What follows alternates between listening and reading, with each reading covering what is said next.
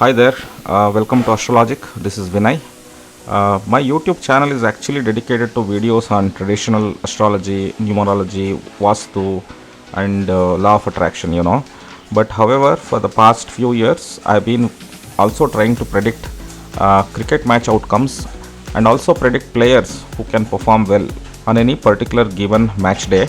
And these predictions are purely based on numerology concepts and methods. I look at the number vibrations for each players depending on their jersey number, their birth dates, and also the date on which the match is played. And I've been observing these predictions and its accuracy very closely for the last few years.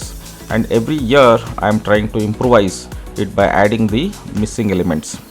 But still these predictions don't work well on all the days, so you have to hear me out for 5 minutes to understand this, right? So these predictions may not work 100% every day because there are so many other factors also which influence a player's performance. So having said that, these predictions work miraculously at least 7 out of 10 match days. So please keep this in mind before you draw any conclusion on these prediction methods. And also you have to note that the list that I give of players every day, they will have the highest yoga from a numerology point of view to perform better on that particular match day. The numbers which are supporting them will have very high favorable positive vibrations, which means they have the yoga to perform well on that particular day.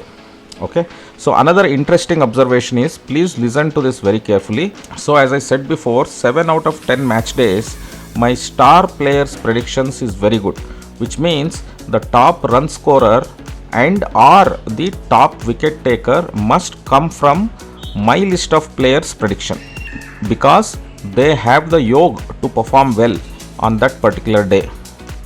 But now listen to me carefully. If by any chance, if I have not predicted a particular player and let's say he scores the highest runs, on that particular day, then this is going against the numerology rule, which means in such scenarios I have seen that the opposite team winning. I hope you are with me.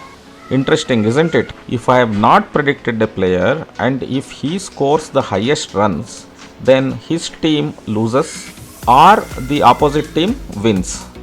So this happens at least 95% of the times. Interesting, isn't it? Just observe this for yourself. Okay. Lastly, as I said before, I have been researching over years and improvising this method every year to get as close as I can, which means a lot of efforts go into this. I appreciate if you continue to encourage me on this journey by liking the video, by posting healthy comments, and finally please ensure that you subscribe to my channel for more informative videos on astrology, numerology, Vastu, and law of attraction. Okay, thanks a lot. So before going to today's predictions, let's do a quick prediction analysis of yesterday, GT versus RR. As you can see, for GT, these were the players who had the yoga to perform yesterday as per the numerology numbers and vibrations. In this, 4 players have done really well, which means some of them have scored greater than 30 runs. One of them have taken 2 wickets, and Rashid Khan took 2 wickets and Prasidh Krishna took 3 wickets as well, which was not predicted through this numerology method. It happens. And if you move to RR, so Simran Hitmayer, he scored the highest runs. Just one interesting observation here, as I said before, Samson didn't have the support yesterday, but still he scored 40 plus. So what happened? So the opposite team won, which is GT won. So please understand this. If a player whom I have not predicted, not given in my list, if he scores highest runs or lot of runs, then the opposite team ends up winning. Okay, so remember this is an interesting observation, as I said before, and just observe.